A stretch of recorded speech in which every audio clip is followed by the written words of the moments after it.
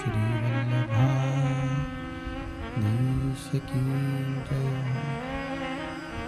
श्री गोसाई जी परम दयाल की जय। श्याम सुंदर श्री यमुने महारानी की जय। काशी विश्वनाथ भगवान की जय। गौरा महारानी की जय। श्री गणेश जी महाराज की जय। सरस्वती मात की जय।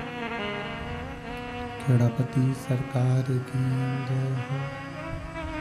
अवरेश्वर महादेव की जय। संत ब्राह्मण गौ माता की जय। हंता संतान हंतारो यत्पदानो वेणवा सुयनं तनीचार्यानं प्रणमामि नमः। यदि जन्तुः सर्वदुःखातिगो भवेत् तमं सर्वदा वन्दे श्रीमद्वल्लभनन्दनम्। अज्ञानतिमिरागास्य ज्ञानजयशलाकया चक्षुरुन्मीलितं तस्मै श्रीगुरवे नमः। नमामि हृदये शेषे लीलाचिदब्धिशयनं लक्ष्मीसहस्रलीलाम्बिः सेव्यमानं कलानिधिं। चतुर्विश्वतिभिस्त्यवा षड्विधायते योऽसो पञ्चदा हृदये ममः। बोल विश्वनाथ भगवान की जय।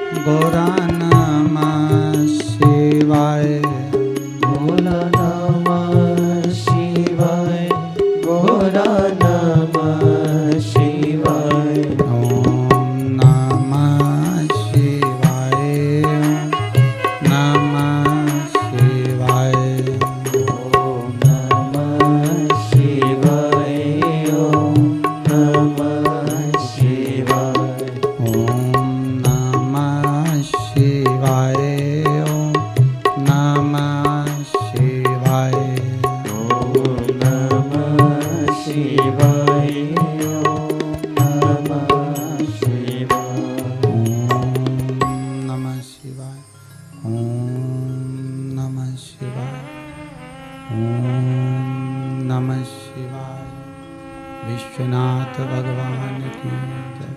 हर हर महादेव, हर हर महादेव, हर हर महादेव हर। काशी विश्वनाथ त्रिकालदर्शी कैलाशी अविनाशी भूत भावन भूतेश्वर भगवान शंकर,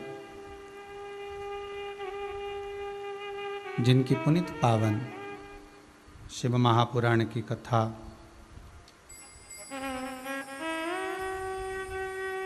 श्रवण करने का सौभाग्य अपन सभी को प्राप्त हुआ है। कोरोना महामारी के चलते हुए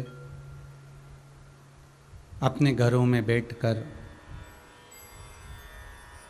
टीवी चैनल के माध्यम से, फेसबुक, यूट्यूब के माध्यम से भगवान ओघड़दानी त्रिकालदर्शी भूत भावन भूतेश्वर मेरे शंकर की पावन कथा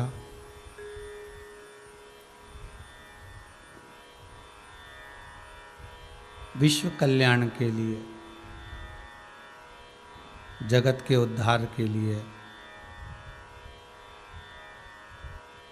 राजगरिया परिवार अपने माता पिता स्वर्गीय उमाशंकर जी राजगरिया, स्वर्गीय नारायणी देवी राजगरिया की स्मृति में राउरकेला उड़ीसा से ये पावन कथा को आस्था चैनल के माध्यम से कराकर संपूर्ण विश्व का कल्याण कर रहे हैं। आज इस कोरोना महामारी में जहां लोगों का मन, हृदय, दिल, चित्त, वृत्ति भय में डूबा हुआ है, चारों तरफ जहां पर भय ही भय लगा हुआ है लोगों को, उस बीच में राजगरिया परिवार को मैं बहुत बहुत साधुवाद दूंगा, धन्यवाद दूंगा।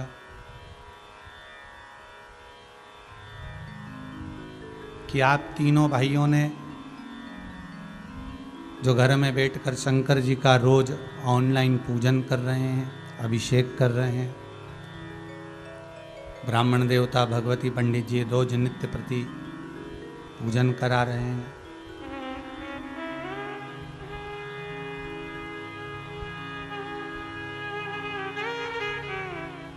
और घर में ही बैठकर जहां आपकी चित्तवृत्ति है, सोफा, पलंग, कुर्सी, आसन, स्थान पर बैठकर आस्था चैनल के माध्यम से इस पावन कथा को श्रवण कर रहे हैं।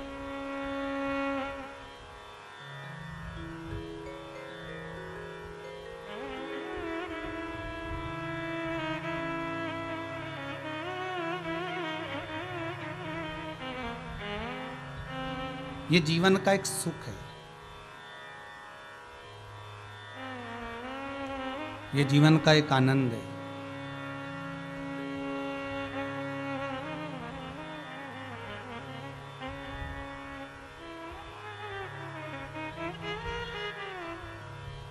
सबसे ज़्यादा खुशी राजगरिया जी हमको इस बात की हुई कि इंदौर से कल एक भगत का, जिन्होंने डॉक्टर से बात कराई, कौन सा हॉस्पिटल था वो, उज्जैन रोड पर, उन्होंने धन्यवाद कहा कि आस्था चैनल पर कथा आ रही थी और हमारा एक पेशेंट जो कोरोना में है वो मोबाइल पर कथा सुन रहा था।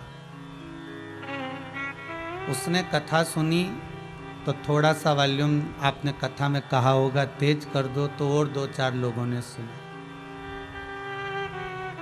तो उन्होंने कहा गुरुदेव से कहना कि जितनी देर तक उनका मन कथा में लगा रहा उतनी देर तक उनको ऑक्सीजन की भी जरूरत नहीं पड़ी, जो 4-5 लोग एक बेड के आसपास में कथा सुन रहे।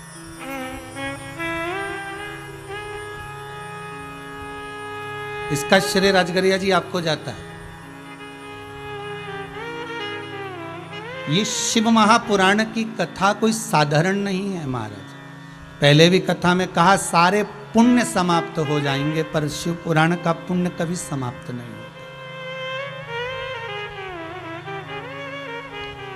शिव महापुराण में किया गया दान, दुनिया में कितने सारे स्थान हैं जहां पर आप लोग वृंदावन में भी भोजन के जजमान बन सकते हो, आजीवन भोजन करा सकते हो, भंडारा करा सकते हो। पर आप लोगों ने कुबेरेश्वर धाम में आजीवन भोजन भंडारे के सदस्य आप क्यों बन रहे हो? क्योंकि शंकर के धाम में करा गया दान पुण्य भजन कीर्तन स्मरण कभी समाप्त नहीं होता, वो कभी समाप्त नहीं हो सकता, उसकी पुण्यता कभी क्षीण नहीं हो सकती। वो जीवन का एक आनंद है, वो जीवन का एक सुख है। ये शिव महापुराण की कथा तो खुद एनर्जी देती है, खुद ऑक्सीजन प्रदान करती है। जैसे एक नवयुवक चीता, एक चीते का बच्चा जब बड़ा हुआ, नवयुवक चीता, जवान चीता, आज पहली बार शिकार करने के लिए जा रहा है।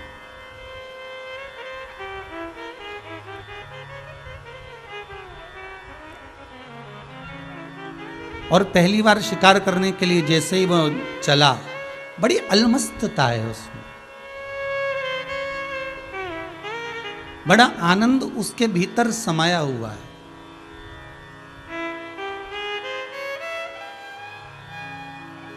इस शिव महापुराण के जितने श्रोता हैं जो अपने अपने घरों में बैठकर कथा सुन रहे हैं, इस चरित्र को थोड़ा सा ध्यान से सुनें। उसमें एक उमंग है, उसमें एक आनंद है।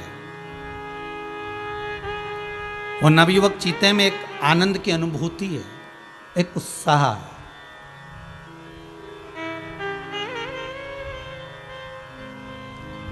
और मुझे उम्मीद है कि जैसे राजगरिया परिवार ऑनलाइन कथा करा रहा होगा तो उसके भी हृदय में बड़ी उमंगता होगी, बड़ा उत्साह होगा।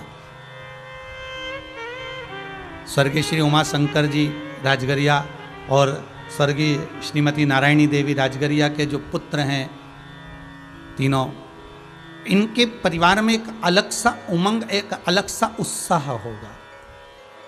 जैसे इस चीते के मन में है कि मैं आज पहली बार शिकार करने के लिए जा रहा हूं, और उसका हृदय, उसका चित्त, उसकी वृत्ति कितनी आनंद में डूब रही है। और वह अलमस्त होकर जैसे ही चला, वह अलमस्त होकर जैसे ही निकला,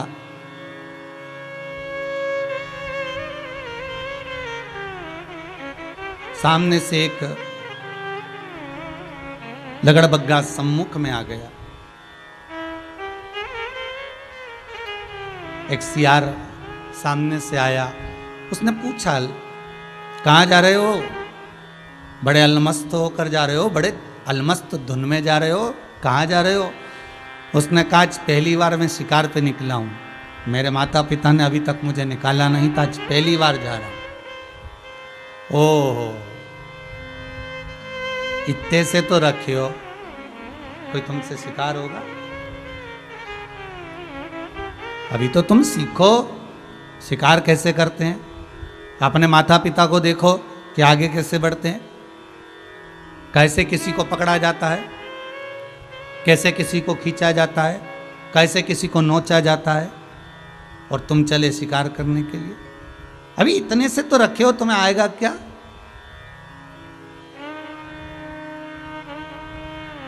उस लगड़बग्गे ने जैसे ही उसको कहा, चीते का जो विल पावर था, चीते का जो उत्साह था, समाप्त होने लगा। वो दिन भर घूमा पर तो उसने शिकार नहीं करा, उसको शिकार मिला भी नहीं और उसने करा भी नहीं, घूमता रही। ऐसा होता है कभी कभी। आप जब किसी धर्म के कार्य में आगे बढ़ते हो, सत्कर्म में आगे बढ़ते हो, पुण्य के कार्य में आगे बढ़ते हो, शिव महापुराण कथा को करवाने के लिए अग्रण्य होते हो, तो कहीं ना कहीं का बीच में कोई ना कोई लगड़बग्गा आ ही जाता है।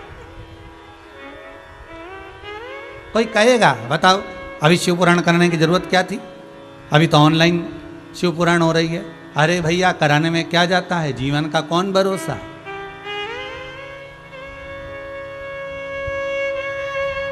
धन का सदुपयोग वही है जिसको हम अच्छी जगह पर लगा दें। अगर धन का सदुपयोग हम नहीं कर पाए तो वो धन या तो बीमारी लेकर आएगा या वो धन घर में से चला जाएगा। कुएं के अंदर से पानी को उलीचते जाओगे, निकालते जाओगे तो झीरों में से, नई नई झीर में से पानी उस कुएं में आता रहेगा। और अगर तुमने पानी को नहीं निकाला तो वो कुएं का पानी अंदर ही सड़ता रहेगा। धीरे धीरे वो पानी वहीं पर बेकार होकर सूख जाएगा, सड़ जाएगा, उसका कोई मोल नहीं रहेगा।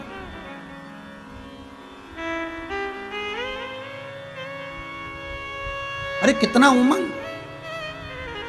कल आप लोगों ने जो फोटो भेजे हैं उसमें कितनी उमंगता है आप लोगों की कथा सुनने के प्रति, कितना उत्साह है आपके प्रति, कथा श्रवण के प्रति। और कोई कोई माताओं ने तो लिखकर भेजा, भाइयों ने लिखकर भेजा कि हमने तो पूरे मोहल्ले में सूचना कर दी और टीवी की आवाज़ तेज कर करके हमने बाहर भी लोगों को कह दिया कि कथा सुनो, शिव महापुराण की कथा आ रही है, कुबेरेश्वर धाम से ऑनलाइन आ रही है। कितनी उमंग था, कितना उत्साह!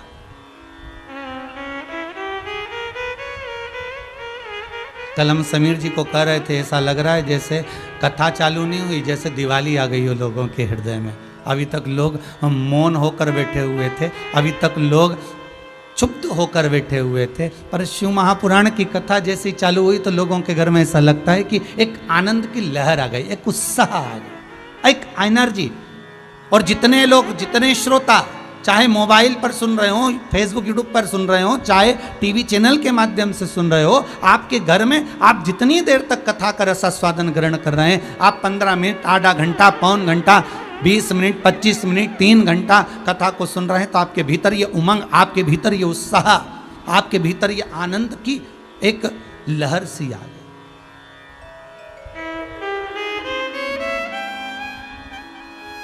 किसी माता जी ने एक प्रश्न कर कर भेजा है कि हमारे यहाँ कोरोना महामारी में हमारे ससुर शांत हो गए हैं, तो क्या हम शिव महापुराण की कथा सुनेंगे तो उनको प्राप्त हो जाएगी? बैसाख के महीने में सुन रहे हो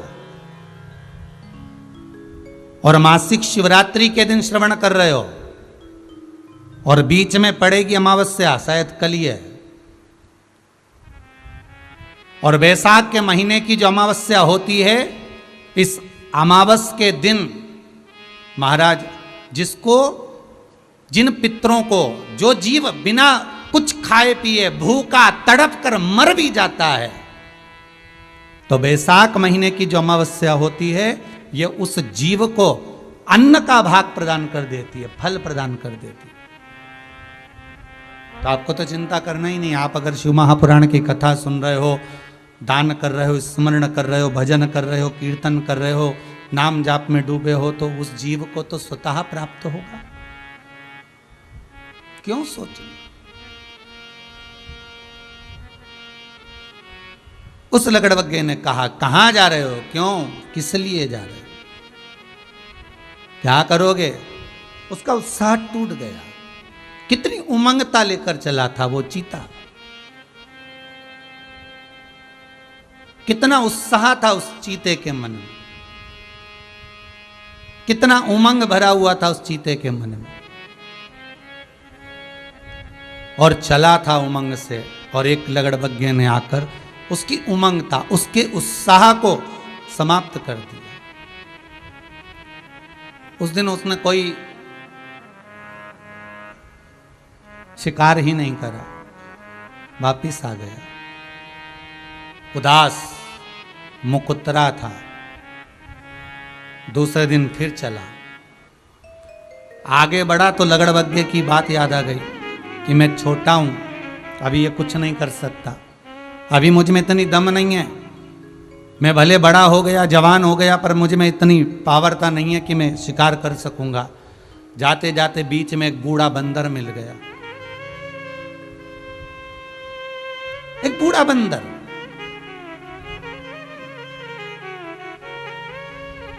और उस बूढ़े बंदर ने चीते से पूछा, कहाँ जा रहे हो?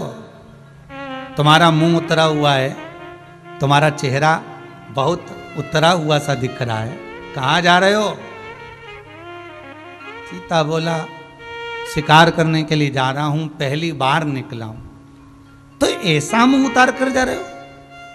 अरे शिकार करना है तो जरा दमदारी से जाओ, चीता हो तुम,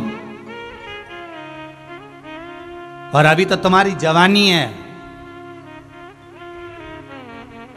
और युवान चीता होकर और तुम मुंह उतार कर जा रहे हो।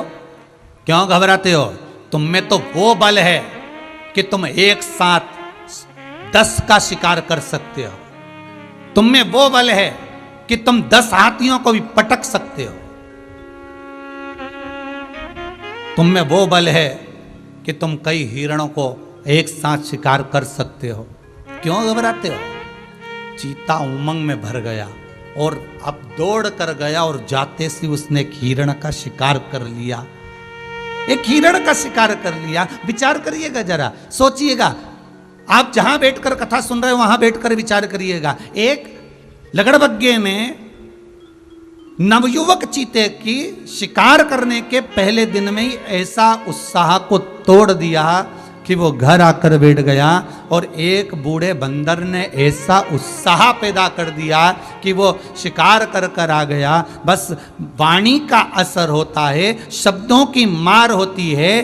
कोई कोई ऐसे मिलेंगे आपकी जिंदगी में जो आपको डराने का, भय देने का कार्य करेंगे। जैसे आप न्यूज़ का चैनल खोल लो, अब ये हो गया, अभी और तीसरी स्टेज आने वाली है, अभी सेकंड स्टेज चल रही है, फिर ये स्टेज आएगी, फिर ऐसा होगा, फिर इतने और मर जाएंगे, फिर शमशान में इतने जल गए, फिर ऐसा हो गया। एक वो होगा जो तुम्हारी एनर्जी को घटाने की बात करेगा, लगड़बग्गे की तरह तुमको नीचा दबाने का प्रयास करेगा, जिससे तुम अंदर ही अंदर टूटते जाओगे और टूटते टूटते एक दिन मालूम पड़ा पलंग पर पड़ जाओगे। जाने का प्रयास ही नहीं करोगे। नहीं तो तुम में तो वो पावर है, तुम में तो वो एनर्जी है, तुम में तो वो बल है कि ऐसे कोरोना महामारी तुम्हारे सम्मुख में भी आ जाए तो तुम उसको हटाकर निकल सकते हो। वो बल तुम्हारे भीतर होना चाहिए, वो बल तुम्हारे भीतर हो।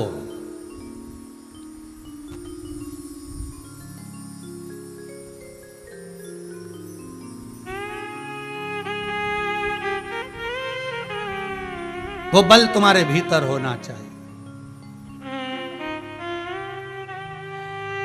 वैक्सीन लगवाएंगे, टीका लगवाएंगे, और कई लोग कह रहे हैं बुखार आ गया तो, कई लोग कह रहे हैं ऐसा हो गया तो। अब विचार कर, इससे पहले ना जाने कितने टीके लग गए होंगे, कितने इंजेक्शन लग गए होंगे, और ऐसे ही कई इंजेक्शन पहले बचपन में जब तू पैदा हुआ था गोद गोद कर लगे होंगे। विचार कर ले, कितने टीके, कितने इंजेक्शन, और आज भय खा रहे हो। टीका लगवाएंगे, वैक्सीन लगवाएंगे, कुछ हो गया तो।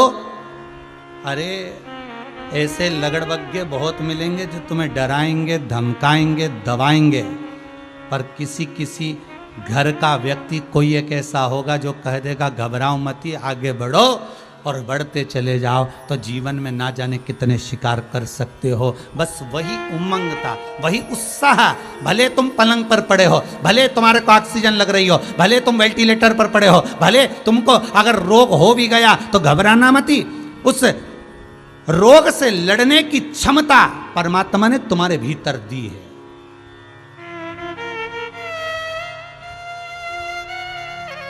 और वो है मेरा ओघड़दानी, मेरा त्रिकालदर्शी, मेरा कैलाशी, मेरा भूत भावन भूतेश्वर, मेरा शंभु वो है।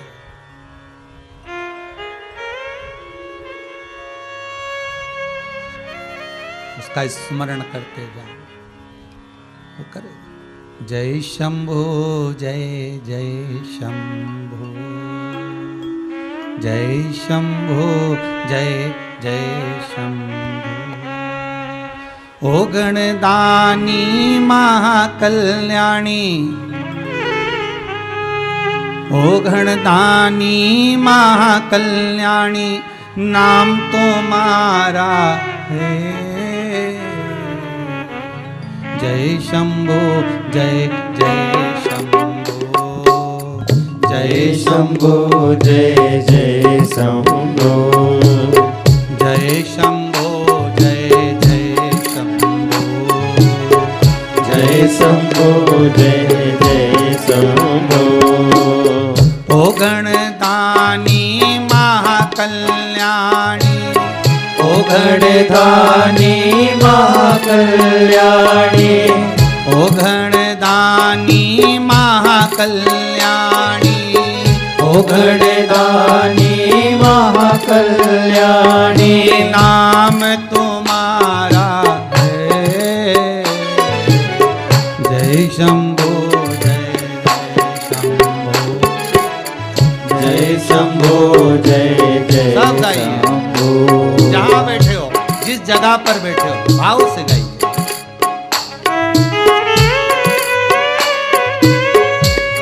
कोरोना महामारी को समाप्त करने के लिए कुछ एक्सरसाइज है, भजन को गाते गाते करिएगा। ये हाथों का नाद, ताली का नाद एक बड़ी एक्सरसाइज है ऑक्सीजन को प्रबल करने की। दूसरा, ताली बजाते ना बने तो ऐसा भी कर सकते हो। तीसरा, ताली ना बजाते बने तो ऐसा भी कर सकते हो। चौथा, पूरे भजन में एक्सरसाइज भी करते हैं। जय शंभो जय शंभो जय जय शंभो जय शंभो जय जय शंभो जय शंभो जय जय शंभो ओ गणदानी महाकल्याणी ओ गणदानी महाकल्याणी ओ गणदानी महाकल्याणी ओ गणदानी महाकल्याणी नाम तुम्हारा है जय शंभो जय जय शंभो जय शंभो जय जय शंभो ओ जय शंभो जय जय शंभो जय शंभो जय जय शंभो जय हो।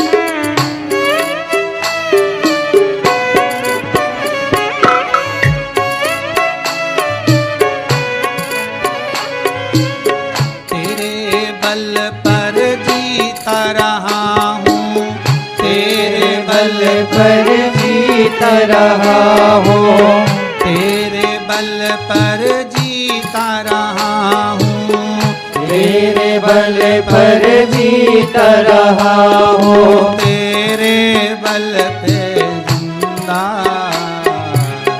जय शंभो जय जय शंभो जय शंभो जय जय शंभो ओ जय शंभो जय जय शंभो जय शंभो जय जय शंभो ओ गणदानी महाकल्याणी ओ गणदानी महाकल्याणी ओ गणदानी महाकल्याणी ओ गणदानी महाकल्याणी नाम तुम्हारा है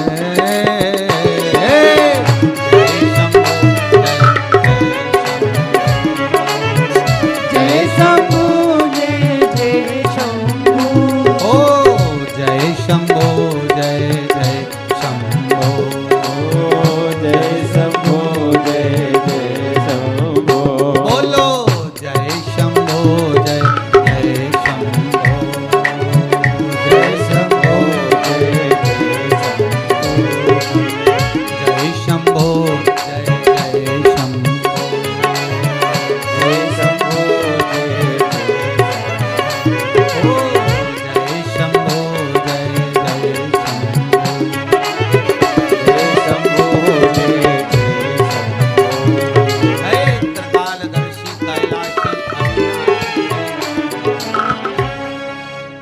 शंकर का नाम मात्र स्मरण करने पर सुख, एनर्जी, बल प्राप्त होगा।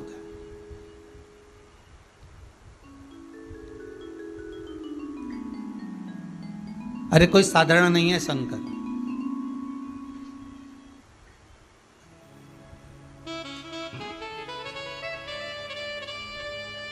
जिसके केवल नाम स्मरण से ही यम की कैद छूट जाती है, जिसका नाम स्मरण करने पर यमदूत भी दूर खड़े रहते हैं। देखिए बहुत अच्छा प्रश्न है। किसी बालक ने ग्वालियर से लिखकर भेजा है व्हाट्सएप पर, बच्चों ने सूचना दी है उसकी। ब्रजेश जी के मोबाइल पर आया तो उसने कहा है गुरुजी से कहना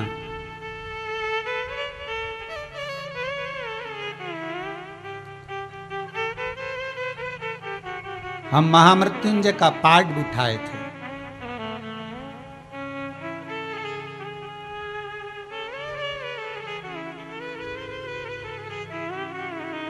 फिर भी हम पिता को बचा नहीं पाए। बस इतना सा जरूर पूछना। उस बेटे को मैं उत्तर देना चाहूंगा। प्रश्न अच्छा है बाबू आपका। केवल आपने ही नहीं, पूरे भारत की भूमि पर जितने भी लोग ज्यादा बीमारी से ग्रसित हुए होंगे तो उनके परिवार वालों ने भी महामृत्युंजय के पाठ कराए होंगे। ऐसा नहीं है कि ना कराए। ब्राह्मणों ने भी पाठ किए बड़े अच्छे से, बल से, भाव से शिव का स्मरण भी किया। उसके बाद भी कई कई जीव चले गए तो उसका कारण क्या है? तो ध्यान दीजिएगा।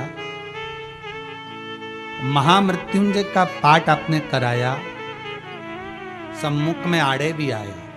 आड़े कैसे आया? जैसे कोई दवाई नहीं मिल रही थी, कोई दवाई नहीं लग रही थी, तो महामृत्युंजय का अनुष्ठान कराने पर वो दवाई लगी और औषधि मिली भी, लगी भी।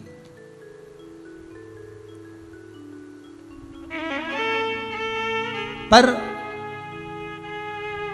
थोड़ा सा भाग, थोड़ा पुण्य, ये जो आप अनुष्ठान कराए हैं, ये दूसरे के द्वारा, जैसे किसी के मुख में श्वास दी जाए, फूका जाए, तो दूसरे के द्वारा हवा दी जाए, वो एक अलग बात है। पर खुद की भी कुछ हवा, खुद की भी कुछ श्वास होना चाहिए। खुद की भी दिया। ब्राह्मणों ने अपना एक भाव महामृत्युंजय मंत्र के भाव से लगाया, सब कुछ किया, आपने भी कराया। हवा तो गई, पर उसके भीतर का भी तो बल होना चाहिए। उसके भीतर का भी तो एक बल हो, उसके भीतर का भी तो एक आनंद हो,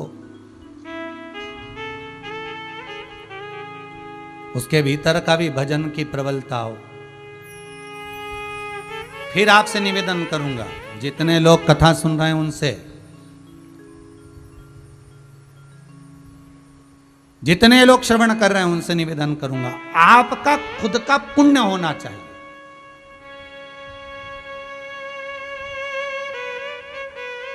आपका खुद का पुण्य, खुद का दान, आपका हाथ से किया हुआ सत्कर्म आपका खुद का होना चाहिए। एक कथा पहले भी कही थी, आज फिर कह रहे हैं। जब किसी के प्राण छूटते हैं, 10 दिन तक जीवात्मा उसकी अटारी पर रहती है। मरने के बाद लोग दान करते हैं। सैया का दान करा, सुख सेच करा, ब्राह्मण भोजन कराया, आदिक दान तुम लोगों ने करे, पर इस मायावाद का खंडन तो श्रीमद् वल्लभाचार्य जी ने जगन्नाथपुरी में कर दिया। जिस समय जगन्नाथपुरी में मरने के बाद एकादशी का दान दिया जा रहा था, तो श्रीमद् वल्लभाचार्य जी ने जाकर, जगत गुरु श्रीमद् वल्लभाचार्य जी ने जाकर कहा था कि अगर एकादशी का दान करना है, पुण्य करना है, तो जीते जी करो। मरने के बाद की कोई गारंटी नहीं कि तुम्हें मिलेगा कि ना मिलेगा। अपने जीते जी। अगर एकादशी का दान कर रहे हो तो जीते जी करो। खुद एकादशी करो, खुद दान करो। सैया दान कर रहे हो तो अपने जीते जी कर लो। अन्न का दान कर रहे हो तो अपने जीते जी कर लो। कुछ करना है तो अपने जीते जी कर लो। मरने के बाद की कोई जवाबदारी नहीं, कोई गारंटी नहीं कि कोई करेगा और तुम्हें मिलेगा, इसका कोई भाव नहीं कर सकते। हम फिर कहें आप वैकुंठ जाओगे नहीं जाओगे, इसकी कोई गारंटी नहीं है। ना तो किसी पंडित जी के पास है और ना आपके पास में कि आप वैकुंठ जाएंगे कि ना जाएंगे, इसकी कोई गारंटी नहीं है। पर शिव महापुराण की कथा कहती है कि आप अपने जीते जी भगवान का इतना भजन कर लो कि वैकुंठ जहां तुम रह रहे हो वहीं बन जाए, तो समझ लो कि तुम वैकुंठ पहुंच गए। भगवान का इतना स्मरण कर लो, इतना भजन कर लो, इतना कीर्तन कर लो कि वैकुंठ स्वयं सम्मुख में आ जाए। आप वैकुंठ मत जाओ, वैकुंठ नाथ, वैकुंठ अधिपति भगवान विष्णु तुम्हारे सम्मुख में।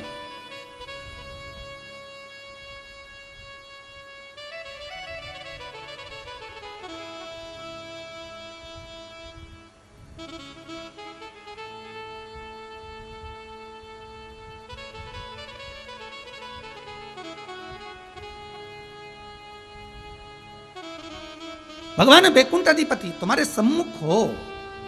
हम वैकुंठ जाएंगे कि ना जाएंगे, हमने कौन सा पुण्य करा ना करा, हमने पाप कितना करा, हमने पुण्य करा क्या नहीं करा, हमको मालूम नहीं है। हमारा लेखा जोखा हमारे पास में नहीं। हाँ, ये थोड़ा बहुत तुम जो लेन देन करते हो ना, पैसे का इतने आए इतने गए, उसका तो तुम्हारे पास में हिसाब रहता है। परंतु जो तुम पुण्य कमाए, जो तुमने पाप इकट्ठा करा, इसका कोई लेन देन तुम्हारे पास में नहीं मिलेगा, ना तुम्हारे पास में होगा। इसका लेन देन तो जब प्राण छूटेंगे, बस प्राण छूटते समय चित्रगुप्त महाराज यम के दूत सामने खड़े होंगे, तब वो हिसाब की फाइल तुम्हारे सम्मुख में रख दी जाएगी। दिखा दिया जाएगा कि तूने ऐसा ऐसा करा, उसके अनुसार तुझे ऐसा ऐसा भोगना पड़ेगा और ये कर्म का भोग तुझे भोगना है। बस वो हिसाब उसके पास में, तुम्हारे पास में तुम्हारा हिसाब है। मैंने 50,000 उसको दिए थे, 25,000 छोटे भाई को दिए थे, मंजले भाई ने इतना दिया, मैंने पोथी में इतना लगाया, मैंने कथा में इतना लगाया, मैंने दान इतने का करा, पंडित जी को दक्षिणा इतनी दी, मैंने गिरिराज जी पर दूध इतना चढ़ाया, शंकर जी को बेलपत्री इतनी चढ़ाई। सारा हिसाब तुम्हारे पास, लेन देन का हिसाब तुम्हारे पास में, पर पाप पुण्य का हिसाब तो उसके पास में।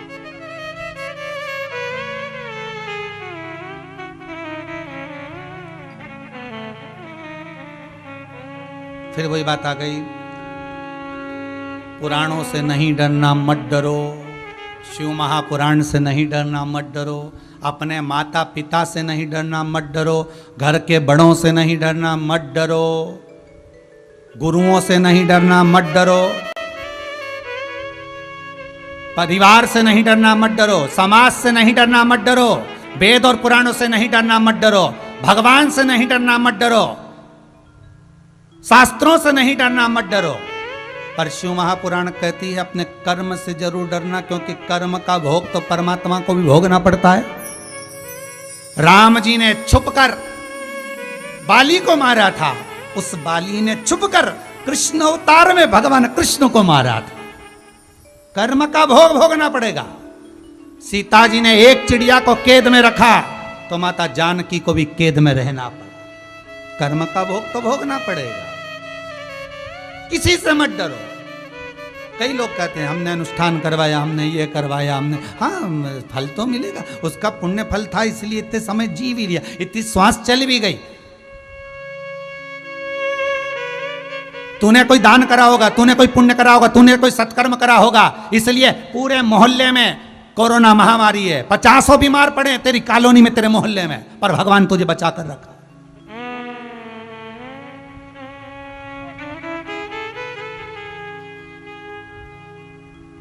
और हर पल हर घड़ी उस भोलेनाथ को धन्यवाद देते रहना, उस शंकर को कहते रहना कि मैंने तेरी कथा सुनी है इसलिए शायद मैं बचा हुआ हूं, मैंने अमृत शिव महापुराण का पी रखा है इसलिए शायद बचा हूं। ये तेरी कृपा है, तेरी कृपा से बचा हूं, मेरी कोई सामर्थ्यता नहीं है कि मैं बच सकूं।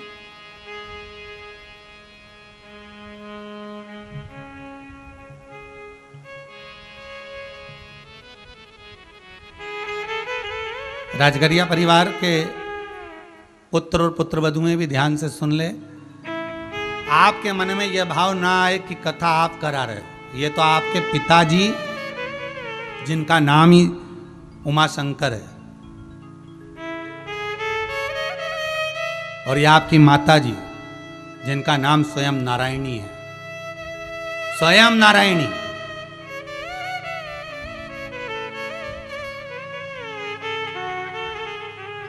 ये उनका पुण्य है जो आप तीनों भाई आनंद में विराजमान होकर इस शिव महापुराण की कथा को करवा रहे हैं। सबसे ज्यादा प्रसन्न होंगे तो वो उमाशंकर जी प्रसन्न होंगे। आज मेरे बच्चों ने मेरे लिए जगत के कल्याण के लिए, जब पूरा विश्व कोरोना से त्राही त्राही कर रहा है, उस समय पर जगत को विश्व कल्याण के लिए, जन कल्याण के लिए, अपने माता पिता के उद्धार के लिए मेरे पुत्रों ने कथा कराई। भागीरथ जी गंगा को लेकर आए थे 60,000 काकाओं के उद्धार के लिए, और ये राजगरिया परिवार के पुत्र और पुत्रवधू, पोते पोतियां ये शिव महापुराण रूपी गंगा को लेकर आए हैं इस अपने पूर्वजों के उद्धार के लिए। आपके ये आपका फल नहीं, ये आपके पूर्वजों का है। और जितने लोग टीवी के सामने कथा सुन रहे हो, आप आधा घंटा कहीं एक जैसे नहीं बैठ सकते। बस केवल नाटक आता है, जब आधा घंटा बैठ जाते हो तो बैठ जाते हो। तुम 2 घंटा 3 घंटा एक जैसे कहीं नहीं बैठ सकते। वो तो 3 घंटा अगर कथा के सामने सोफे पर, पलंग पर, कुर्सी पर, आसन लगाकर, जमीन पर अगर कथा सुन रहे हो 3 घंटे एक तक लगाकर, तो ये आपकी सामर्थ्यता नहीं, ये तो आपके पूर्वजों की कृपा और मेरे शंभू की दया होगी। इसलिए आप एक जगह पर बैठकर कथा को सुन रहे हो। नहीं तो 3 घंटे में तो तुम ना जाने कितने आसन लगा लेते, चाय पियाते, चले जाते, आ जाते, 50 काम कर लेते, दिन में जाके सो जाते। पर शंकर बल दिया है तुमको, ये तुम्हारे पूर्वजों की एक आनंद का आशीर्वाद है जो 3 घंटा बैठकर आप कथा सुन रहे हो।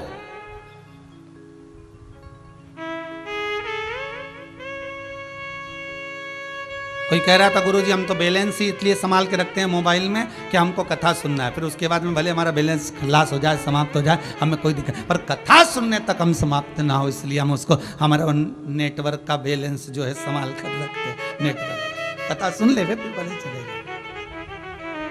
ये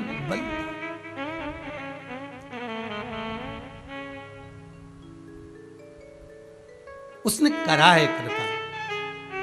शिव महापुराण की कथा कर रही है।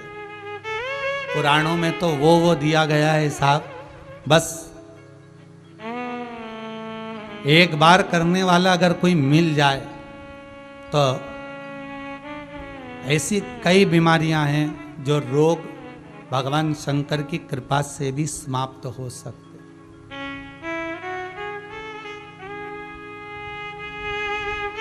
शिव की कृपा से भी समाप्त। एक मेरा निवेदन,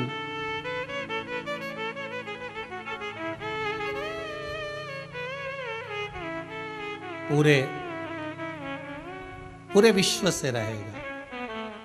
कोरोना महामारी के चलते आप लोगों ने सारे अनुष्ठान करे, आप लोगों ने सारे अभिषेक पूजन सब कुछ करा। एक निवेदन है, हमारी पद्म पुराण में गंभीर बीमारी से छूटने के लिए ज्वर हरणा अपमार्जन स्तोत्र का पाठ है। एक बार सब मेरे साथ में बोलेंगे, जितने लोग टीवी पर कथा सुन रहे हैं। आपा मार्जन स्तोत्र का पाठ पद्म पुराण में। ये वो स्तोत्र है जब कोई व्यक्ति पर बड़ी बीमारी आ जाती है और ये स्तोत्र शंकर भगवान माता पार्वती को शमी के वृक्ष के नीचे बैठकर सुनाते हैं। बहुत ध्यान दीजिएगा महाराज। भगवान शिव और किसके कहने पर सुनाया है महाराज? भगवान श्री गणेश जी महाराज ने जाकर भगवान शंकर से निवेदन करा, माता पार्वती से निवेदन करा, पिताजी मेरा मन है इस संसार सागर में ना जाने कितनी बीमारियों से लोग ग्रसित होंगे, ना जाने कितनी बीमारियों में लोग डूबे रहेंगे। कहीं कहीं कोई बीमारी इतनी बड़ी आ जाएगी कि जीव अपने प्राणों को भी गंवा बैठेगा। उस समय पर संसार के लोगों को बचाने के लिए कोई ऐसा प्रयोग किया जाए जिससे संसार के लोग उस गंभीर बीमारी से बच सके।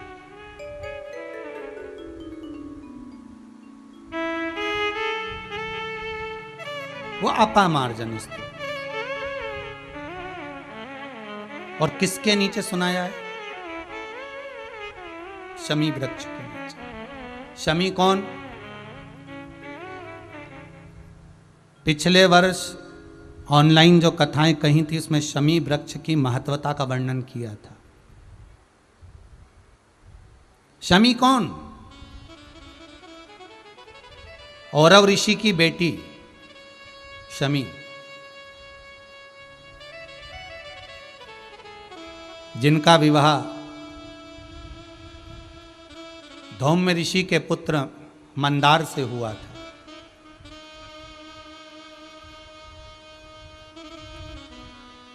इस औरव ऋषि की जो पुत्री थी शमी, बड़ी सुंदर थी महाराज, बड़ी सुंदर।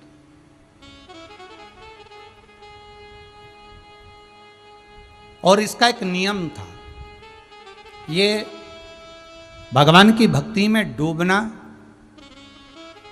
जब माता इसको भोजन बनाने के लिए कहती थी,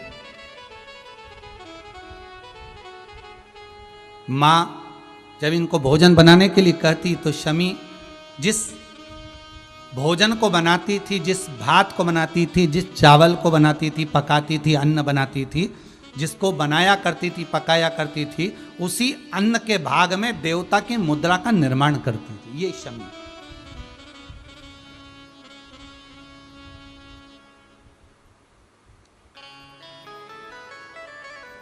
अन्न भाग से देवताओं का निर्माण करने वाली औरव ऋषि की कन्या शमी। अब एक दिन पिता औरव ऋषि के मन में भाव जागृत हुआ कि बेटी का विवाह करना चाहिए, पर बेटी का विवाह करें तो करें किसके साथ? तभी उसी समय पर महाराज विवाह करने का जब मन में भाव आया, तब धौम्य ऋषि के पुत्र मंदार जो शौनक ऋषि के यहां पर विद्याध्ययन कर रहे थे, उसी समय पर औरव ऋषि पहुंच गए और पहुंचकर धौम्य ऋषि के यहां पर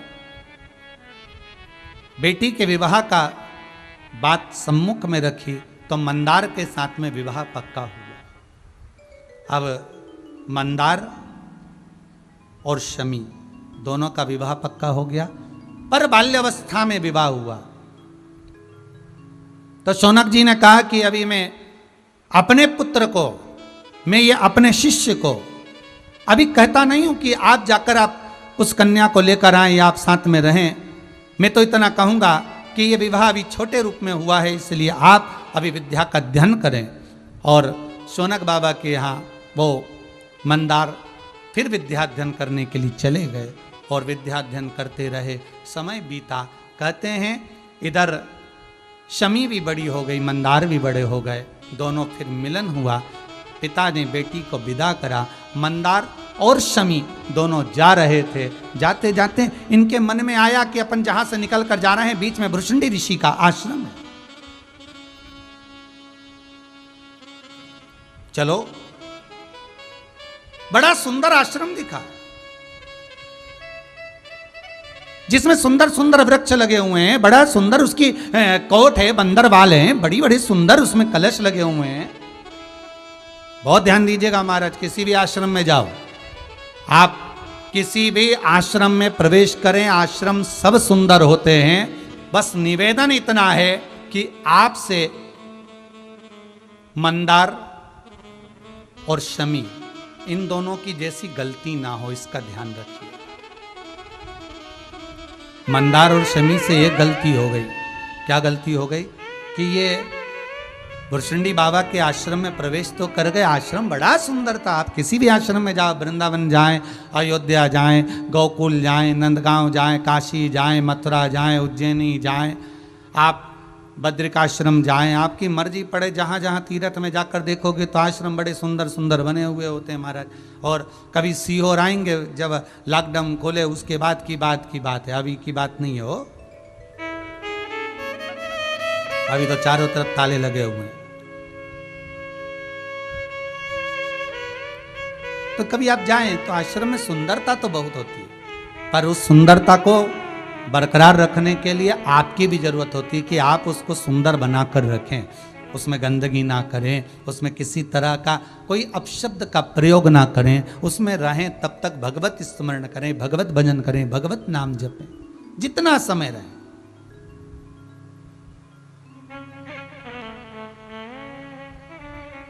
अब भुरशुंडी ऋषि के आश्रम में प्रवेश कर गए। अब इनको मालूम नहीं था कि भुरशुंडी बाबा तो गणेश जी के आराधक हैं। कहते हैं, गणेश पुराण कहती है कि भुरशुंडी बाबा ने गणेश जी की इतनी आराधना करी थी, गणेश जी का इतना स्मरण करा था, भुरशुंडी बाबा ने गणेश जी की इतनी आराधना करी थी कि एक बार गणेश जी महाराज प्रसन्न होकर आ गए और गणेश जी ने कहा, मांगो भुरशुंडी बाबा तुम्हें क्या चाहिए। तो भुरशुंडी जी ने कहा था, अगर कुछ देना चाहते हो तो बस जैसा आपका स्वरूप है वैसा मेरा बना दीजिए, वैसा स्वरूप मेरा बना दो।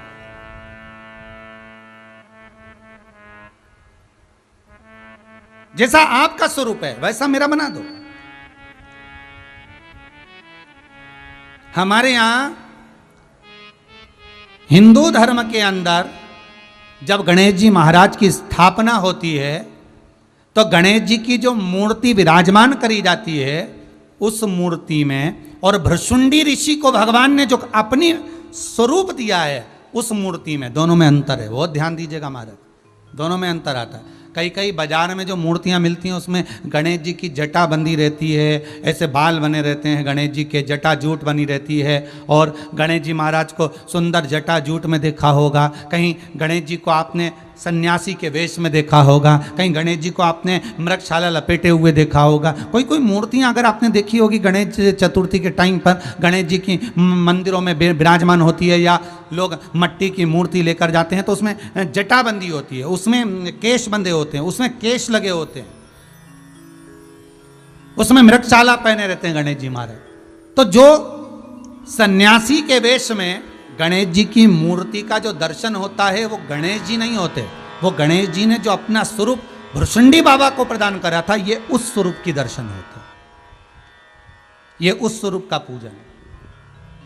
अगर गणेश जी महाराज की मूर्ति का दर्शन करोगे तो सिर पर मुकुट लगा हुआ है, गणेश जी के कानों में सुंदर कर्णफूल है, गले में माला पहने हुए हैं, सुंदर सुंदर धोती, सुंदर सुंदर भगवान पीताम्बरी धारण करे हुए, सुंदर वस्त्र धारण करे हुए, सुंदर सुंदर मुद्रिका श्री गणेश जी महाराज, सुंदर सुंदर पाँव में पायल श्री गणेश जी महाराज पहने हुए, सुंदर तगड़ी गणेश जी महाराज, गले तोंद पर नाभिकोश पर सुंदर सर्प बंधा हुआ है, वो श्री गणेश जी महाराज। और बाकी के अगर सन्यासी की मुद्रा में अगर आप दर्शन कर रहे हैं तो वो भुरशुंडी श्री गणेश जी महाराज, अर्थात भुरशुंडी बाबा ने गणेश जी की इतनी आराधना करी थी, इतनी आराधना करी थी कि गणेश जी ने पूछा कि मांगो भुरशुंडी जी आपको क्या चाहिए। तो भुरशुंडी जी ने कहा कि बस जैसा आपका स्वरूप है, जैसे आपके लंबोदर लोग कहते हैं, जैसे आपके कान है, जैसे आपकी सूंड है, जैसा आपका मुख है, जैसा आपका शरीर है, वैसा मुझे बना दीजिए। भगवान गणेश जी ने भुरशुंडी बाबा को वर प्रदान कर दिया, लो मैं अपना स्वरूप आपको देता हूं। और भुरशुंडी ऋषि गणेश जी जैसे हो गए, बस इनके मुकुट नहीं था, बस इनके गले में सोने के आभूषण नहीं थे, इनके गले में सुंदर सुंदर आभूषण नहीं है, इनके गले में वही तुलसी की माला, वही रुद्राक्ष की माला, मस्तक पर वही। किसी किसी की यहाँ पर चतुर्थी, गणेश चतुर्थी के समय पर जब बाजार में से मूर्तियां खरीदने जाते हैं स्थापना के लिए मट्टी की जब मूर्त लाते हैं तो ध्यान रखना चाहिए कि हमें गणेश जी की मूर्ति लाना, हमें भुरसुंडी गणेश नहीं, हमें श्री गणेश लेकर। अब लोग समझते तो है नहीं, बस गए, उन्होंने देखा क्या सुंदर मूर्ति लग रही है, जटा बंधी हुई है, सुंदर सुंदर मृगछाला पहने हुए हैं, मृगचर्म पहने हुए हैं, गले में रुद्राक्ष की माला पहने, तो उन्होंने सोचा यही गणेश जी की मूर्ति, इसको ले चलो, और लेकर आ गए। वो पूजन कर ले, रखो पूजन करो, मना नहीं है, पर वो भुरसुंडी श्री गणेश, गणेश जी महाराज ने जो अपना विग्रह दिया था भुरसुंडी ऋषि को, वो गणेश।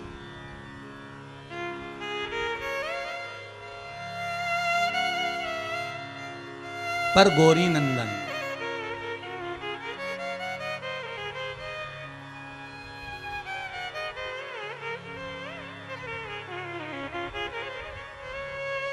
गौरी नंदन गणेश, वो एक अलग मुकुट, सुंदर तिलक, सुंदर आभूषण, सुंदर मुद्रिका, सुंदर पायल, वो गौरी नंदन।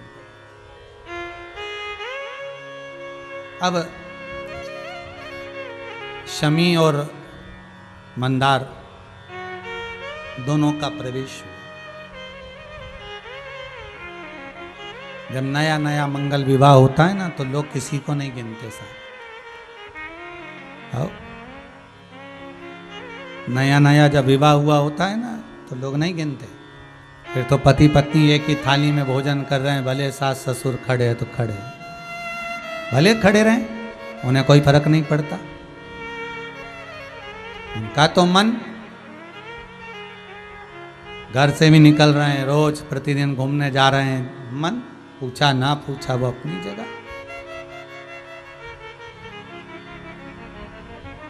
अब शमी मंदार दोनों निकले, भुरसुंडी बाबा के आश्रम में पहुंचे, जाकर पूछा संत कहाँ हैं? यहाँ जो ऋषि रहते हैं भुरसुंडी बाबा, हमें उनसे मिलना है, वो कहाँ है? और पूछ भी रहे हैं तो किससे पूछ रहे हैं? स्वयं भुरसुंडी बाबा से, जिनकी लंबी सूंड है, जिनके बड़े बड़े कान हैं, जिनकी सुंदर तोंद है, क्योंकि गणेश जी ने अपना विग्रह उनको दिया है।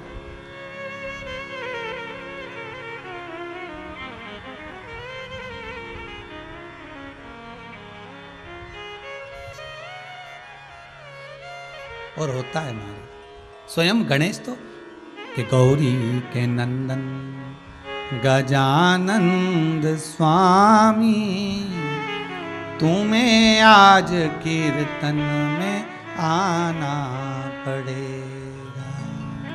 हे गणेश, हे लंबोदर, हे श्री गणेश। भगवान की सूंड देखी, कर्ण देखे, तोन देखी, तो मंदार और शमी दोनों हंस दिए, और इतनी तेज हंसे कि भुरसुंडी ऋषि को क्रोध आ गया कि ये मेरा स्वरूप देखकर हंसे हैं, मैं तुम दोनों को श्राप देता हूं कि तुम जड़ हो जाओ, वृक्ष बन जाओ, पौधा बन जाओ, ये मेरा श्राप है। और हे मंदार, तुम मुझे देखकर इतना खिलखिलाकर हंसा है, मेरा श्राप है कि तू जड़ बनेगा, वृक्ष बनेगा, पौधा बनेगा, और इतना विषैला होगा कि तुझे कोई जानवर भी नहीं खाएगा। इतना विषैला होगा कि तुझे कोई जीव नहीं खाएगा, तुझे में इतना विष भरा होगा। और ये शमी, इतनी सुंदर होकर अपने पति का साथ देकर तूने एक ऋषि की हंसी उड़ाई है, मैं तुझे श्राप देता हूं, वृक्ष बनेगी, जड़ बनेगी, इतने कांटे रहेंगे तेरे भीतर कि तेरे ही कांटे तेरी ही पत्तियों को चुभित करेंगे। आंखों में जल भर गया, मंदार शमी रोने लगे। शमी मंदार रो रहे हैं जल भर कर, हम जान नहीं सके, हमसे गलती हो गई है। भृशुंडी बाबा को अब क्या मनाए? अब मना रहे इनको नहीं, अब मना रहे श्री गणेश को, जिन्होंने भृशुंडी बाबा को अपना स्वरूप दिया था। गणेश जी महाराज के आगे हाथ जोड़कर निवेदन करा, हे प्रभु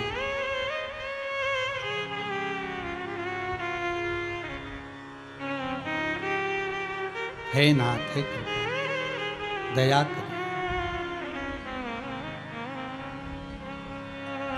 रिद्धि सिद्धि के दाता गजानन तुम्हें सबसे पहले हमारा नमस्कार है।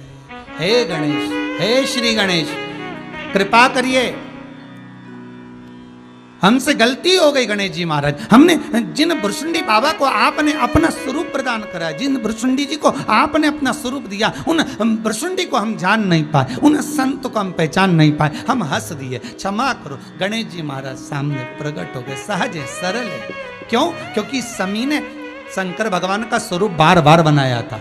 इस शमी ने बार बार शिव की पूजन करी थी, इस मंदार ने बार बार शंकर की आराधना करी थी। अच्छा, कई बार प्रश्न खड़ा हो जाता है महाराज शमी और मंदार की कथा सुनकर, शमी और मंदार की कथा सुनकर यह प्रश्न खड़ा होता है कि शमी भी शंकर जी की आराधना करती थी और मंदार भी शंकर जी की आराधना करते थे। फिर आखिर कारण क्या हुआ कि शंकर भगवान जब जिस समय पर भृशुंडी ऋषि श्राप दे रहे थे, उस समय पर शंकर जी को आकर बचाना था। जब इतनी तप साधना करी थी तो बचाया क्यों नहीं? किस लिए?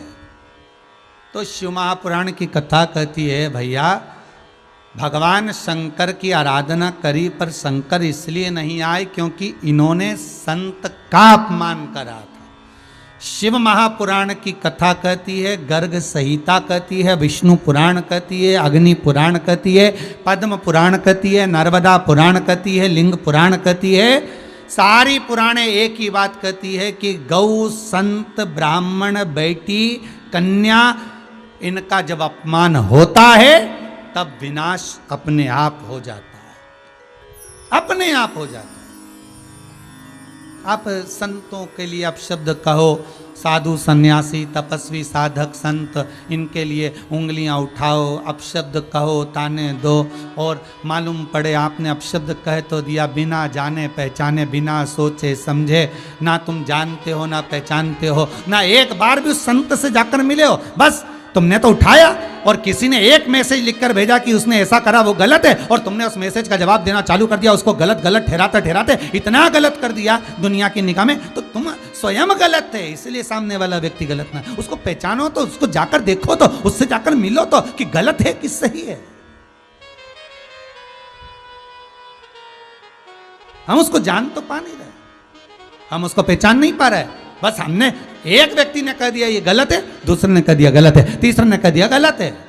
एक जगह पर एक सीनरी लगाई गई, बड़ी सुंदर सीनरी, और उस सीनरी को लगाकर लिख दिया इसमें क्या क्या अच्छाई है, नीचे लिख दो। एक बड़े शहर में बहुत बड़ी सीनरी बनाकर लगाई, अच्छाई कितनी है लिखो। कुछ पूरे शहर में से कम बस 200-500 लोग निकले जिन्होंने उसकी अच्छाई लिख दी कि सीनरी में जो घोड़ा बनाया अच्छा है, इसमें कलर अच्छे हैं, फूल अच्छे हैं, इसमें ऐसा है, इसमें वैसा है। कुछ 100-200 लोगों ने अच्छाई लिखी, फिर उधर से मिटा दिया गया और लिख दिया गया इस सीनरी में बुराई क्या क्या है, छाट कर लिख दो। कम से कम उस शहर में अगर 10 लाख लोग रहते होंगे तो कम से कम 8 लाख लोगों ने सिग्नेचर करके लिखा इसमें कलर अच्छा नहीं है, घोड़े के बाल ऐसे होना थे, उसकी पूंछ ऐसी होना थी, उसका जाने का तरीका ऐसा होना था, उसका पाँव ऐसा होना था, उसके पीछे ऐसा होना था, उसको ऐसा चलना था। और 8 लाख लोगों ने उसमें बुराइयां लिख दी, क्योंकि दुनिया के लोगों को अच्छाइयाँ निकालना कम आती है, बुराइयाँ निकालना ज़्यादा। ये दुनिया है, दुनिया।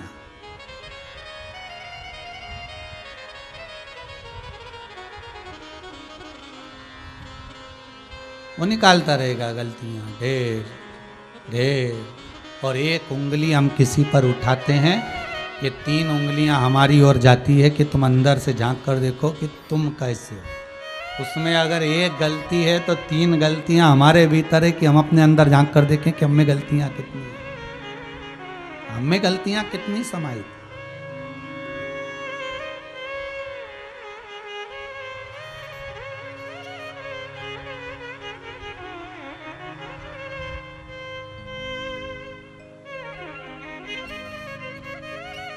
महाराज मंदार शमी भुरशुंडी बाबा को पहचानने पर शिव आ जाते बचाने के लिए, शंकर देरी नहीं करते, आते सम्मुख में आकर खड़े हो जाते, पर शंकर नहीं आए क्योंकि संत का अपमान करा है। साधु सन्यासी तपस्वी साधक उपासक कन्या स्त्री नारी बेटी गाय ब्राह्मण, इनका जब अपमान होता है तो भगवान भी नहीं झेल पाता। भगवान के जान दो जान।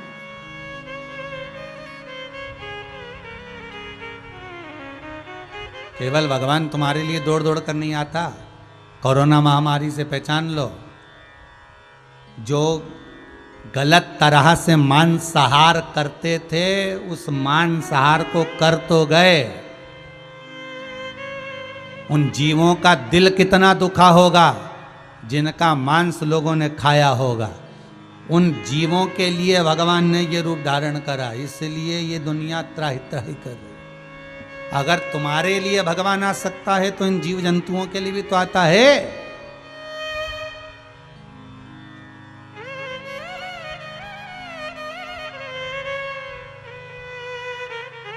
कल कथा पूरी होने के बाद में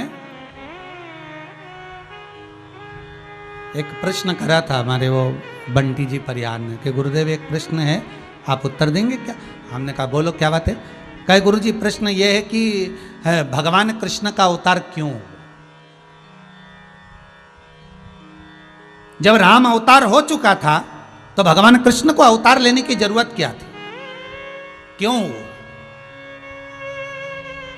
हमने कहा देखो भाई बंटी, बात इतनी सी है कि राम अवतार में भगवान गौ माता से बहुत प्रेम करे थे। राम अवतार में उन्होंने अपनी मैया कौशल्या से कहा था, माँ मुझे एक गाय सेवा के लिए दे दो, और माता ने एक गाय राम जी को सेवा के लिए दी थी। राम और भरत गौ माता के आगे के दोनों चरणों की सेवा करते थे, लक्ष्मण और शत्रुघ्न गौ माता